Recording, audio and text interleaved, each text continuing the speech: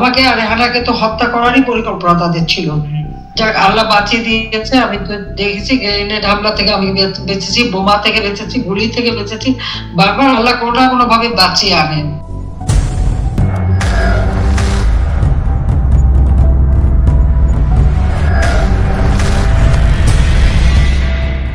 2007 সালে দল করতে গিয়েছিল, এমার্জেন্সির সময় ব্যর্থ হয়েছিল, পারে নাই। তার কিন্তু ক্ষমতার লোভ, অথচ তাকে সবথেকে বেশি সুবিধা আমি দিয়েছি। গ্রামীণ ব্যাংকে 400 কোটি টাকা, গ্রামীণ ফোনের ব্যবসা। আমাকে বলেছিল গরিব মানুষের কাছে সেই টাকা পৌঁছাবে, এখন দেখি 1 পয়সা পৌঁছায় নাই। যত তথ্য আমরা নিচ্ছি ততই আমরা চরিত্রটা আমাদের সামনে ফুটে উঠছে। গরিব মানুষকে টাকা দিয়ে 47% পর্যন্ত সুদ সে গ্রহণ করত। এইরকম চক্রবৃদ্ধি হারে সুদ দিত।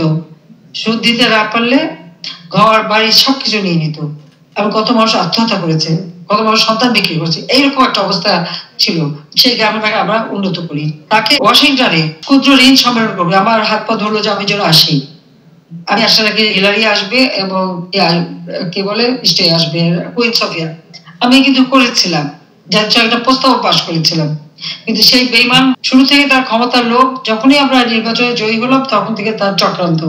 এই চক্রান্ত করতে করতে যখনই 18 সালের নির্বাচনে যখন আমরা জয়ী হলাম, তারপর থেকে সে ষড়যন্ত্র শুরু হয়েছে। সেটা প্রেসিডেন্ট ট্রাম্প ক্ষমতায় এসছে তখন এটা মানে প্রকাশ হয়ে গেল যে কিভাবে ডিপ স্টেট এবং ইউএস এইডের টাকা এবং সোরস নামে একজন ধনকুবেরের অর্থে ইউনুস এই চক্রান্ত করেছে। হাজার হাজার কোটি টাকা ব্যয় করে আমাদের নামে মিথ্যা অপপ্রচার চালিয়ে এমন অবস্থা সৃষ্টি করেছিল। এবং 5 আগস্ট আমাকে আর রেহানাকে তো হত্যা করারই পরিকল্পনা তাদের ছিল।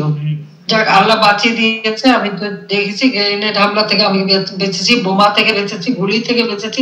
বারবার আল্লাহ কোনো না কোনো ভাবে বাঁচিয়ে আনেন, কিন্তু কষ্ট হয় দেশের মানুষের জন্য। কারণ এই ইউনুস সমস্ত জঙ্গিদের ছেড়ে দিয়েছে। হলি আর্টিজেনে যারা হামলা করে মাত্র 12 ঘন্টার মধ্যে সেটা আমরা নিয়ন্ত্রণে আনি এবং এই জঙ্গিদের গ্রেপ্তার করি এবং তাদেরকে আমরা শাস্তি দিই। তাছাড়া যেখানে যে বোমা হামলা থেকে শুরু করে, গ্রেনেড হামলা থেকে শুরু করে মানুষ হত্যা, সমস্ত জঙ্গি সংগঠনগুলিকে আমরা নিয়ন্ত্রণ করি, তাদের শাস্তি দিয়েছিলাম।